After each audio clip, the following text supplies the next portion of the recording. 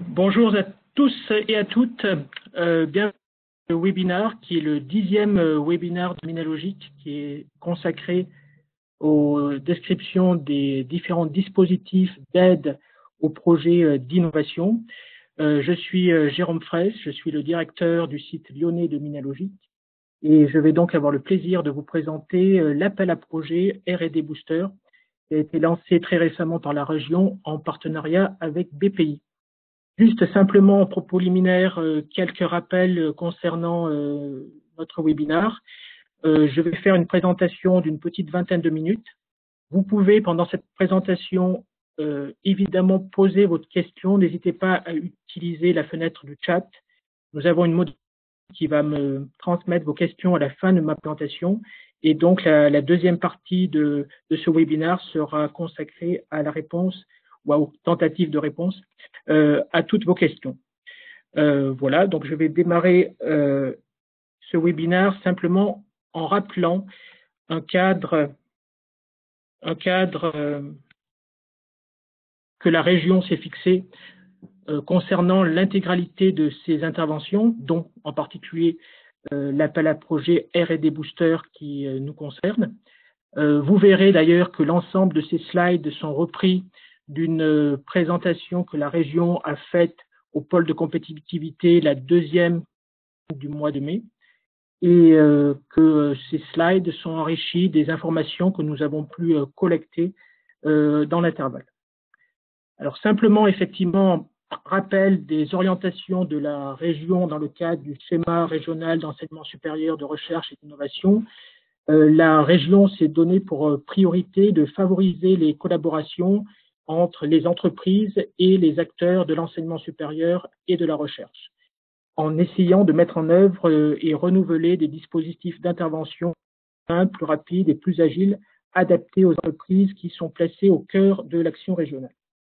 Alors, l'objectif est double. D'une part, déployer des infrastructures et équipements scientifiques et technologiques de haut niveau. Alors ça, c'est l'objet d'un autre appel à projet qui s'appelle IRIS et qui n'est pas le sujet de ce webinaire.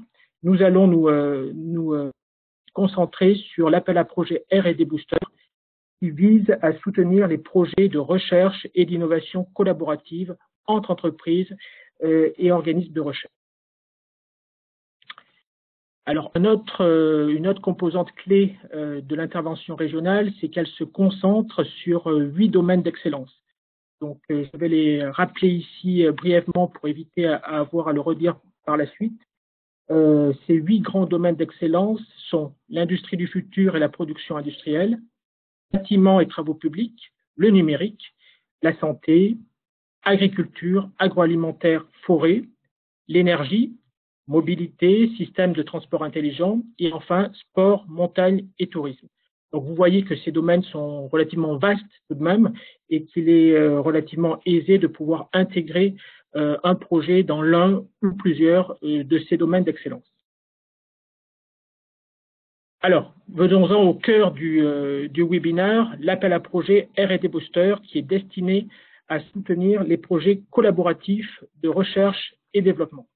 Alors, il s'agit de soutenir ces projets en réponse à un enjeu très concret de développement de nouveaux produits, procédés ou services. Et le profil des activités qui sont attendues dans ce projet sont des activités de recherche et développement qui sont positionnées plutôt sur des TRL élevés, c'est-à-dire entre 5 et 9 sur TRL, avec effectivement une volonté de la région et de soutenir la mise sur le marché à court ou moyen terme. Il a été également indiqué par les services de la région que la durée de ces projets de R&D était typiquement attendue entre 12 et 20. Ensuite, il faut faire la distinction entre deux catégories de projets. D'une part, les projets visent à mettre en place un prototype, un démonstrateur dans un environnement représentatif, c'est-à-dire un environnement de laboratoire ou un environnement opérationnel simulé. Ces projets se classent sur l'échelle TRL 5, 6. Et d'autre part, seconde catégorie, il s'agit de mettre en place un démonstrateur, prototype, plus avancé, plus proche du marché, dans un environnement réel, cette fois. Donc, effectivement, être un environnement industriel, cela va être dans les conditions d'emploi réelles du produit, du procédé, du service, ou toute proche des conditions du. Donc là, on se place effectivement sur des TRL, des niveaux de maturité technologique de 7 à 9. Alors, il est important de souligner que lorsque vous allez construire votre projet, vous aurez à choisir de façon exclusive l'une ou l'autre des catégories. Donc, c'est effectivement un point clé de cet appel à projet R&D Booster, car vous verrez par la suite que ça conditionne effectivement beaucoup l'intensité d'aide que les partenaires peuvent espérer. Alors, si on passe maintenant au type d'éligibilité de ces projets. Alors, il s'agit effectivement d'associer au moins 2 entreprises régionales de moins de 2000 salariés et un organisme de recherche et de diffusion des connaissances. Donc, c'est important. Vous voyez que nous ne sommes pas limités à simple PME au sens de l'Union européenne, mais que des entreprises dont l'effectif consolidé, évidemment, est inférieur à 2000 salariés sont éligibles. Alors, il est tout de même indiqué que dans les critères de sélection de cet appel à projet, une priorité sera aux projets qui intègrent des PME au sens de l'Union européenne, donc moins de 250 personnes. Évidemment, il faut démontrer un caractère innovant en justifiant le degré de maturité qui est proposé, et puis, évidemment, s'inscrire dans l'un des 8 domaines et démontrer la capacité des partenaires à réaliser l'opération. Alors, cette capacité, c'est à la fois la cohérence du partenariat, les compétences de chacun, les capacités financières, les capacités d'organisation autour du consortium, la gestion de la pays, par exemple, qui doit être également anticipée. Alors, j'en viens maintenant aux critères de sélection. Puisque c'est un appel à projet, il y aura plus de projets déposés que, évidemment, qui vont être accompagnés et financés par la suite. Donc, les critères de sélection sont évidemment à regarder avec attention et j'y consacrerai également un commentaire dans le slide d'après. Alors, évidemment, il faudra justifier de la pertinence de la thématique d'innovation au regard du tissu régional. J'y reviendrai. Un point important, puisque justement nous sommes sur des TRL élevés, c'est de bien qualifier l'impact en termes d'activité et d'emploi qu'on peut espérer de façon étayée avoir à l'issue du projet. Il faut justifier effectivement de l'adéquation entre les objectifs, l'ambition du projet et les moyens, les compétences regroupés pour le réaliser. Et puis, parmi les critères de sélection figurera également la gouvernance et le pilotage de l'opération que j'indiquais tout à l'heure.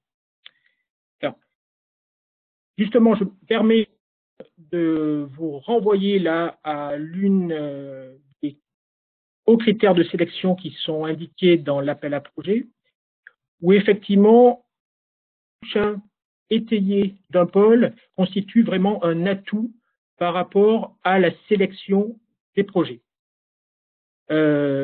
Oui, donc effectivement, pourquoi? Parce que le pôle effectivement peut apporter un regard sur l'inscription de la thématique du projet par rapport à l'environnement et l'écosystème régional, peut aussi aider le consortium à valider ou à complémenter l'ensemble du partenariat pour le rendre vraiment équilibré et pertinent, et puis peut également apporter sa compétence plus générale en termes de d'impact sur l'activité et l'emploi en région.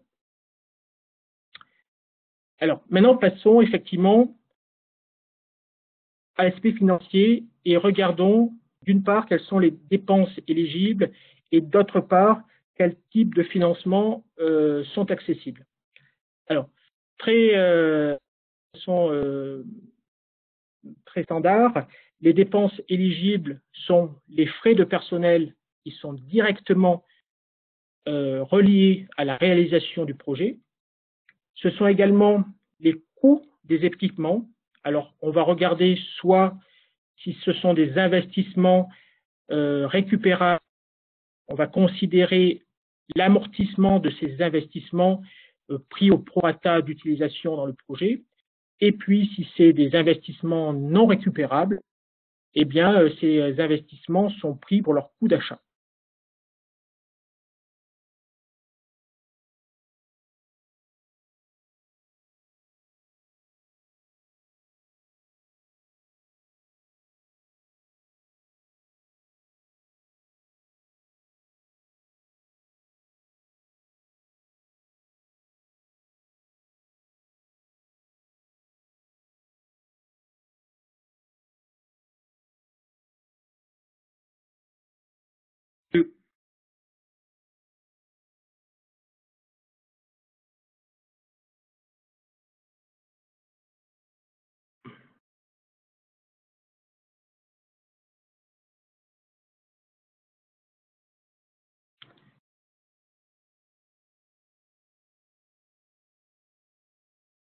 Alors, on a des problèmes de correction pour certains de nos participants.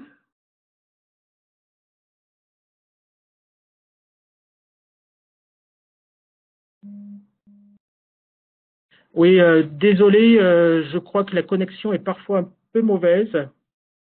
Donc, j'espère que maintenant, tout va mieux. Bon, je vais continuer, je vais reprendre, excusez-moi, un peu plus haut pour ceux qui n'ont pas pu suivre. Donc, les dépenses éligibles, ce sont les frais de personnel directement reliés à la réalisation du projet, les dépenses reliées au coût des équipements. Si ces investissements sont récupérables, eh bien, effectivement, ça va être pris sur les amortissements de ces investissements au prorata de leur utilisation dans le projet. Si ces investissements sont non récupérables, ça sera pris pour le coût d'achat. Les coûts externes, de sous-traitance notamment, les consommables liés à la réalisation du projet. Et puis, élément important à prendre en compte également, c'est que les frais généraux sont pris de façon forfaitaire à 20% des frais de personnel éligibles. Alors, j'en viens aux capacités d'obtenir des aides et des financements. Alors, en distinguant deux cas. D'une part, pour les entreprises, le soutien de la région sur cet appel à projet prend soit la forme d'une subvention pour des activités positionnées et des projets positionnés sur des TRL 5-6. Donc, vous voyez que là, c'est très important de pouvoir justifier que le projet est sur ces types d'activités. Ou bien, si le projet est positionné sur des activités des TRL 7-9, le projet bénéficiera, les entreprises bénéficieront plus exactement d'un prêt à taux zéro par l'intermédiaire du Fonds régional d'innovation Auvergne-Rhône-Alpes qui est géré par BPI.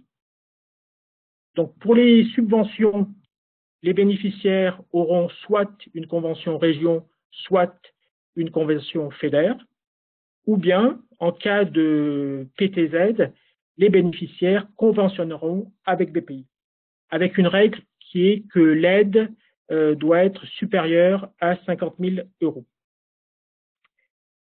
Ensuite, pour les autres partenaires, qui sont les organismes de recherche et de diffusion des connaissances, l'aide, effectivement, prend la forme d'une subvention qui peut aller jusqu'à 100% des coûts marginaux liés au projet.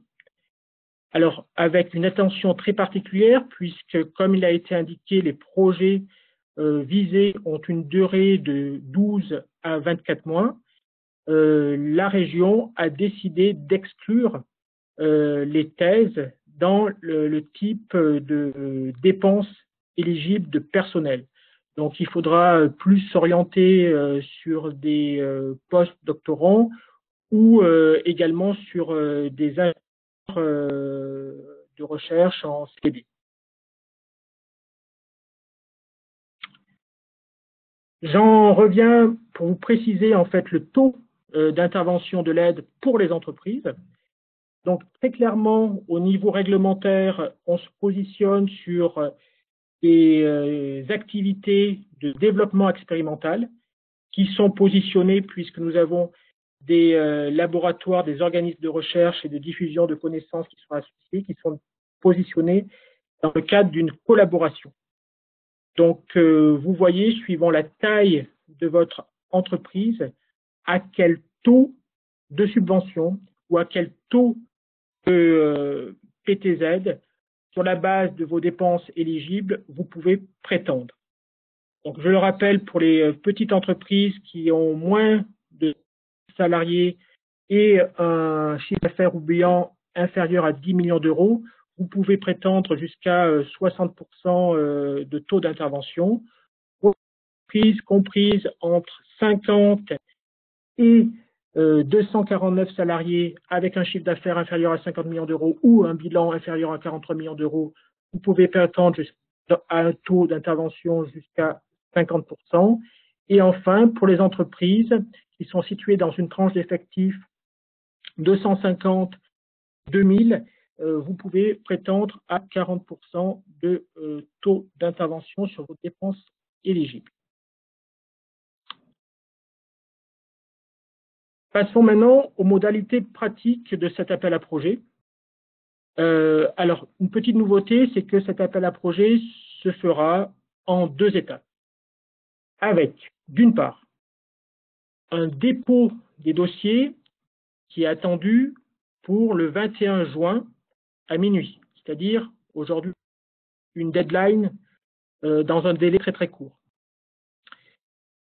Dans ce dossier, vous trouverez effectivement une dizaine de pages à remplir où le projet devra essentiellement être présenté en termes de ses objectifs, de son partenariat, justifier des activités et de la tranche TRL dans laquelle se situent les actions et montrer quel impact économique il peut avoir pour les entreprises. Donc, c'est essentiellement un dossier dans cette première phase qui va être regardé sur le fond, sur ce qui va apporter en termes d'avancées pour les entreprises partenaires, les organismes de recherche partenaires. Ensuite, après cette première étape, la région va analyser avec PPI le respect des critères d'éligibilité que je vais présenter et va également valider l'échelle TRL qui est proposée dans le projet. La région a indiqué que cette présélection serait communiquée aux partenaires des projets au plus tard le 15 juillet. Et ensuite, la deuxième phase, eh bien, vous aurez à partir de début septembre à compléter vos dossiers en affinant son budget pour chacun des partenaires, peut-être certainement en apportant des compléments sur le fond, et puis en renseignant les éléments administratifs de chacun des partenaires. Et la sélection finale est attendue le 30 octobre 2018 avec certainement un vote, un passage en commission permanente de la région pour valider ces aides et pour les attribuer toute fin 2018.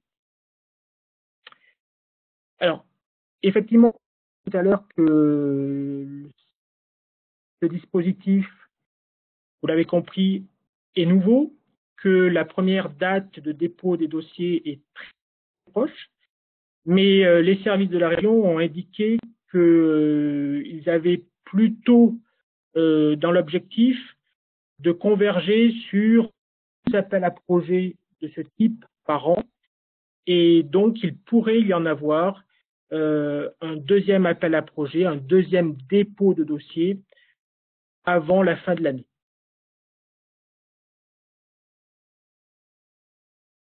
Quelques éléments pratiques, évidemment, pour conclure cette première partie.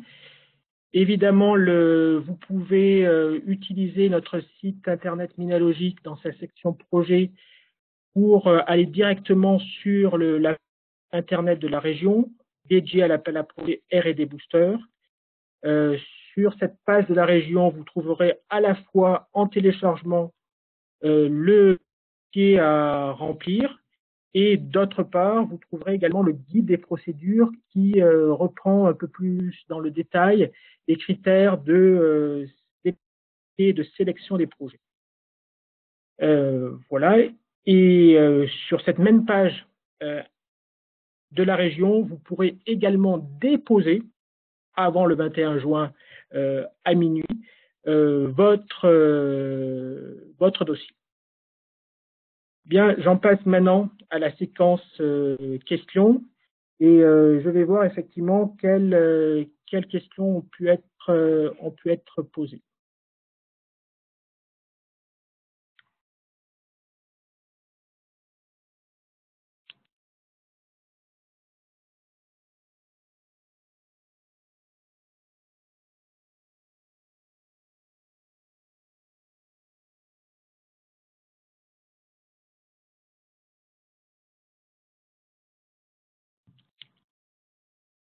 Oui, merci de retour. Donc effectivement, avec à ce jour 3 questions que je vais lire et que je vais reprendre.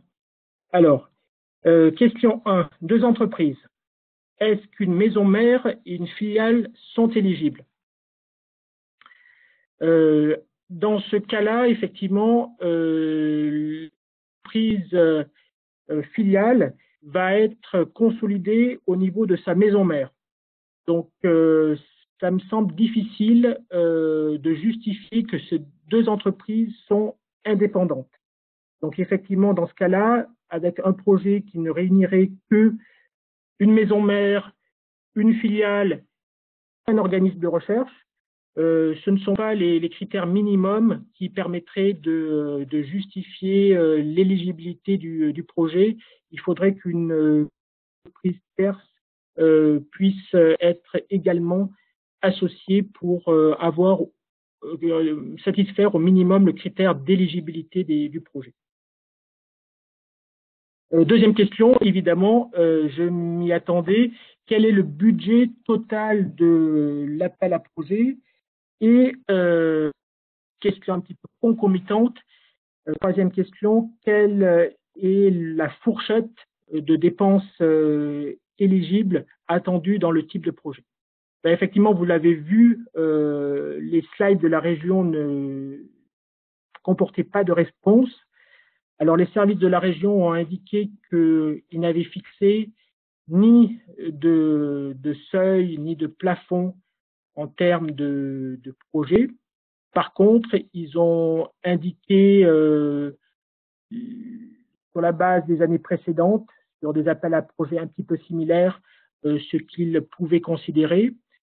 Donc, de par l'expérience passée, les aides apportées au projet ont varié sur ce type de projet entre 300 000 € sur l'intégralité du projet jusqu'à un peu plus de 900 000 € sur l'intégralité du projet. Donc, typiquement, vous pouvez vous caler sur une fourchette qui est finalement assez large de dépenses totales sur un projet, je dirais bon an, mal an, comprise entre 500 000 € et un peu plus de 1 million, 1,4 million d'euros concernant l'ensemble du projet. Sur la question budgétaire en volumétrie totale disponible côté crédit région, FEDER et fonds régional d'innovation. L'année passée, sur des projets similaires, sur un budget total de 5 à 6 millions d'euros. La région s'est donné un peu plus de moyens, notamment concernant le fonds régional d'innovation, en intégrant, en remaniant ce fonds et en intégrant plus de budget sur cet appel à projet.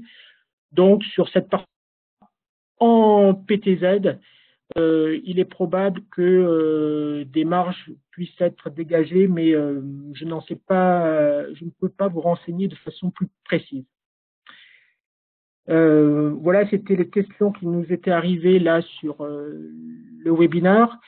Nous avions également eu une autre question précédemment, et je profite de ce moment de webinaire pour la partager, qui est par rapport aux EPIC et aux centres techniques. Ces projets d'EPIC et de centres techniques dans le FUI, par exemple, sont pris sur les coûts complets de leurs dépenses et non pas seulement sur leurs coûts marginaux. Ça, c'est une question que nous avons relayée aux régions, et il nous a été indiqué que, effectivement, pour ces organismes en particulier, pourrait être étudier la possibilité de se baser sur une assiette en coût complet, mais nous n'avons pas de réponse définitive à ce jour. Je regarde si on a pu consolider d'autres questions.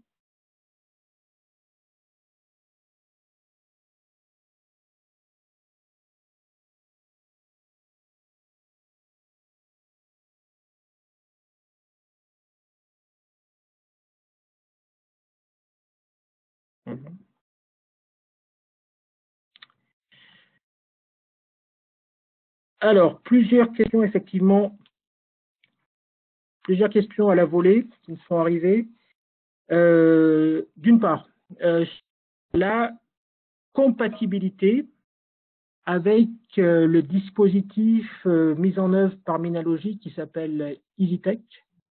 Ben, effectivement, ça peut être complémentaire, tout à fait complémentaire d'EasyTech, puisque EasyTech, c'est une collaboration unique entre une PME et un organisme de recherche, avec des dépenses, une assiette de dépenses qui peut être prise en compte jusqu'à 200 000 euros. Donc, vous voyez que sur cet appel à projet, on est sur une chose un petit peu différente. On est sur un appel à projet qui nécessite une collaboration au moins de 2 entreprises et au moins d'un organisme de recherche situé en région. Et puis, on est sur des assiettes que j'ai indiquées tout à l'heure qui sont supérieures aux assiettes prises en compte dans le dispositif EasyTech. Autre question, est-ce que les dépenses de stage d'alternants sont-elles éligibles? Alors oui, les dépenses de stagiaires et d'alternants peuvent être éligibles, stagiaires en tous les cas. Il faut vérifier d'une part si les dépenses ne bénéficient pas d'autres aides par ailleurs, et donc il faudra effectivement vérifier par rapport à l'encadrement des aides, et il faudra qu'elles soient justifiées par rapport au projet et aux activités décrites dans le projet. Alors, il y avait encore quelques questions. Peut-on prévoir dans le budget des dépenses de cabinet de conseil pour le suivi financier et administratif du projet? Oui. Oui, c'est les dépenses de prestations externes, même si elles ne relèvent pas de la R&D, mais si elles concourent bien à la réalisation du projet, sont éligibles, et notamment, vous l'avez compris, la capacité du consortium sera aussi jugée sur sa capacité à mener à bien et à gouverner le projet. Donc, un support externe type cabinet conseil pour cet aspect de gestion administrative et d'organisation logistique et matériel de comité de suivi, oui, sont effectivement éligibles. quelles sont les différences entre dossier FUI et R&D Booster? Excellente question, qui me permet également de rappeler des propos de la région par rapport à cette articulation. Donc, vous avez compris, bon, sur l'élément budgétaire, que le FUI se passait un peu en dessus en termes d'assiette de dépenses éligibles, mais surtout que le FUI, en tous les cas, au regard de la vision régionale, a plus vocation, sur des durées de 2-3 ans, de préparer de la R&D dans des phases plus amont. Et l'une des volontés de la région, c'est justement, à travers ce dispositif R&D Booster, d'apporter un moyen complémentaire pour, à la suite d'un FUI, pouvoir réellement accompagner le développement jusqu'à la mise sur le marché du produit, du service ou du procédé innovant.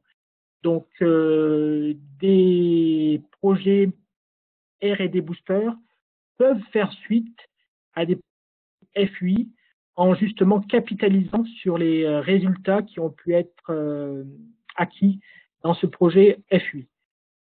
Donc ça, c'est un premier cas indiqué la région. Et puis l'autre cas, effectivement, c'est celui que vous avez compris. Si vous avez un projet qui est relativement proche du marché, qui peut se mener vraiment sur des phases de déploiement opérationnel en conditions réelles, effectivement, les entreprises sont éligibles sur ces projets, mais là, c'est pour le coup sur des TRL 7 et 9 en je prends encore une question. Quel est le niveau des enveloppes par projet? Voilà, je vais essayer d'y répondre tout à l'heure. On a peu d'informations. La région si ce n'est qu'effectivement, elle a indiqué que les aides par projet pourraient se situer entre 300 000 € et 900 000 €. Voilà, c'est vraiment une fourchette. Si c'est 50 000 en plus, 50 000 en moins, il faut tenter le coup, évidemment. Même si vous avez des projets avec des aides de 200 000 €, voire 150 000 €. C'est un premier appel à projet de ce type-là. Ils sont aussi en phase de rodage sur ça. Donc, je ne pense pas que ce soit un type de projet sur lequel il faut se restreindre ou s'auto-censurer. Je vérifie si d'autres questions sont arrivées.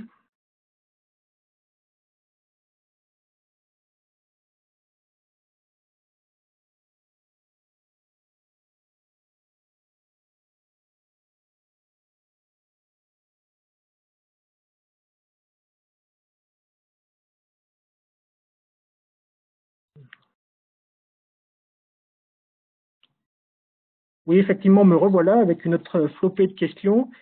Deux entreprises liées, c'est-à-dire avec le même actionnaire, mais indépendantes, sont-elles éligibles? Oui. Oui, dans ce cas-là, elles sont réellement considérées comme deux entreprises indépendantes et distinctes dans le projet.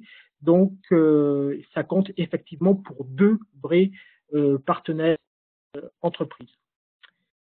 Les entreprises en dehors de la région Auvergne-Rhône-Alpes sont-elles éligibles? Alors, les entreprises hors région Auvergne-Rhône-Alpes ou bien des structures en région Auvergne-Rhône-Alpes comme des collectivités ne sont pas éligibles au financement. Il n'y aura pas de financement pour les entreprises externes à Auvergne-Rhône-Alpes, en tous les cas pas de financement de la région sur cet appel à projet R&D Booster, Booster, et de façon identique, des organismes autres que organismes de recherche, autres que entreprises, peuvent participer évidemment au projet, mais ne seront pas bénéficiaires de soutien. Par contre, effectivement, ça peut être un élément positif, notamment si cette entreprise extérieure à la région est un utilisateur. Donc, ça peut vraiment concrétiser un partenariat, une cohérence dans le projet. Et ça peut être un élément évidemment très positifs dans la sélection de la région. Cette entreprise hors Auvergne-Rhône-Alpes ne bénéficiera pas de soutien de la région Auvergne-Rhône-Alpes. Est-ce possible avec une entreprise européenne située à l'extérieur de la France? Oui, ma même réponse, hein, c'est-à-dire que le partenariat avec une entreprise située hors de la région est possible, mais cette entreprise n'aura pas de soutien sur les fonds de la région dans l'appel à projet R&D Boost. Un organisme de type EPIC est-il éligible? Oui, confère mon intervention de tout à l'heure. Donc les centres techniques, les établissements publics à caractère industriel et commercial sont éligibles. Et là, la question à voir avec les services de la région est, dans ce cas-là, EPIC ou centre technique, est-ce qu'il est à considérer l'assiette des coûts complets sur lequel un taux de subvention sera appliqué, ou est-ce à considérer 100% des coûts marginaux? Je vérifie une dernière flopée de questions s'il y en a qui sont parvenus entre-temps.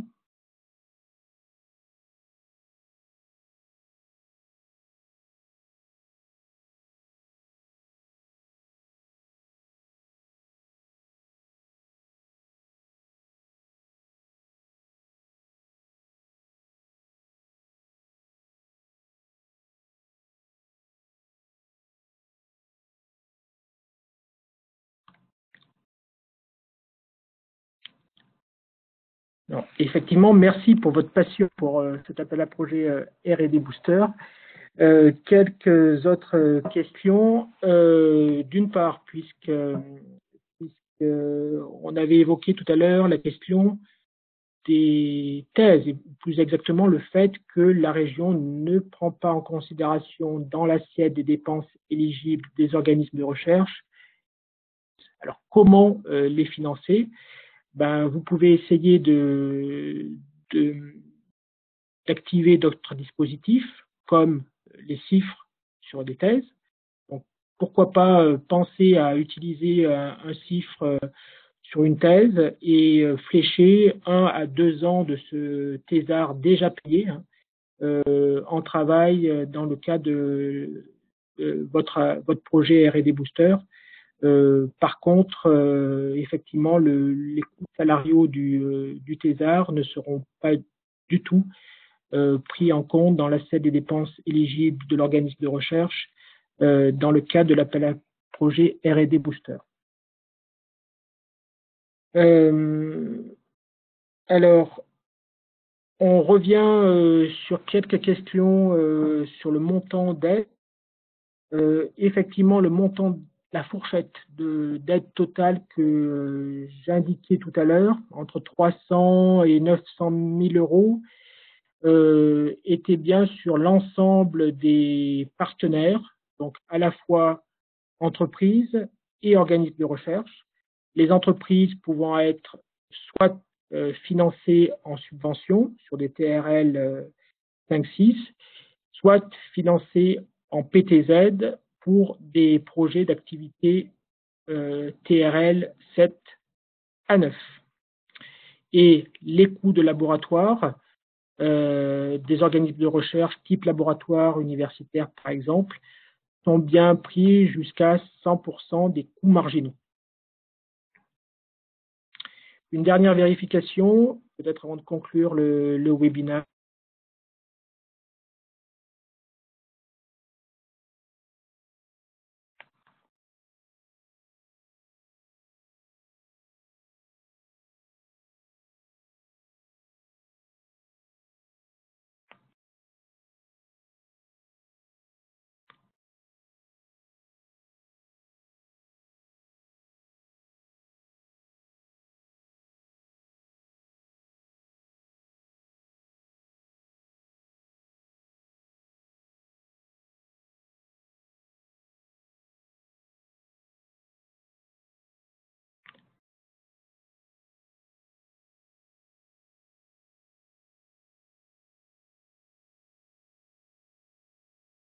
Alors, effectivement, deux dernières questions. D'une part, en revenant sur la question des coûts complets pour les centres techniques, pour les EPIC, est-ce que la région fera une réponse prochainement? En Minalogique l'a sollicité dans ce sens. Et effectivement, si elle nous parvient assez rapidement, on pourra l'addinder au PowerPoint qui vous sera envoyé à l'ensemble des participants. Et puis, les coûts non financés dans le cadre de l'appel à projet R&D Booster restent-ils éligibles au CIR? Les mêmes règles que sur les autres appels à projet.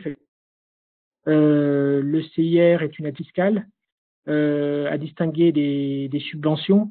Donc, effectivement, sur ce qui reste non subventionné dans le cadre du projet, ceci peut être éligible en déclaration au CIR. Effectivement, il faut prendre toutes les précautions également en termes d'accompagnement par rapport à vos démarches crédit d'impôt recherche. Voilà, je vais effectivement maintenant conclure ce webinaire. J'espère avoir pu répondre à certaines de vos questions. Évidemment, toute l'équipe du pôle et notamment nos trois directeurs techniques, Eric sur l'activité micro-nano-électronique, Philippe sur l'activité logicielle et David sur l'activité photonique et évidemment moi-même, sommes à votre disposition pour vous accompagner toujours et essayer de vous éclairer sur les dispositifs et cet appel à projet R&D Booster. Donc, n'hésitez pas à nous solliciter. Nous mettrons également ce webinaire sur la chaîne YouTube de Minalogique et nous ferons parvenir très prochainement les slides qui ont servi de support à ce webinaire à l'ensemble des participants. Voilà, je vous remercie encore de votre participation très nombreuse et très active à ce webinaire. Et je vous remercie encore en vous souhaitant une excellente journée.